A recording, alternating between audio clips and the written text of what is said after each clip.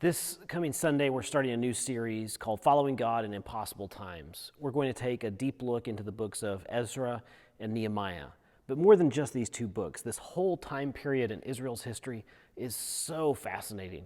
They had gone into the land of Canaan and taken it as a possession.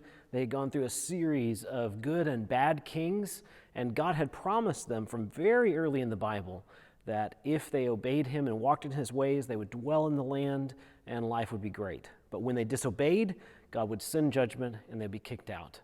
But in his mercy and in his steadfast love, he would eventually bring all of the people that he had scattered back to the land. And so we are right in this bridge period between these different time periods, between the exile when they've been scattered, and we're right as they're starting to come back.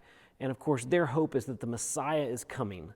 And we're going to take a look at this time period. I know many times we can take our faith and we can take our hope and we can put it in a box, just like this box right here. In fact, this Sunday specifically, I'm going to talk about what do we do when we've put our faith in a box, and what does God want us to do in response to what we're hearing about things that he's done to his people for a long time, things that he's allowed his people to walk through for a long time.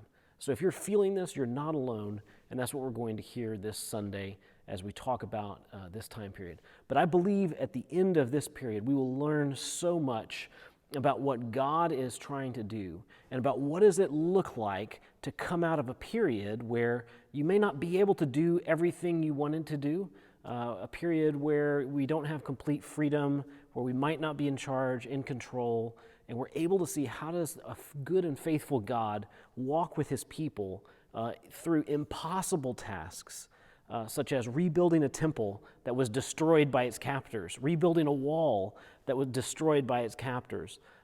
Those kinds of monumental tasks, we're able to see how does a good and faithful God pave a way through the wilderness, so to speak, to make his will happen.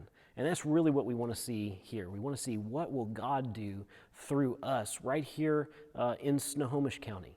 And so I hope you'll join us for this very important series.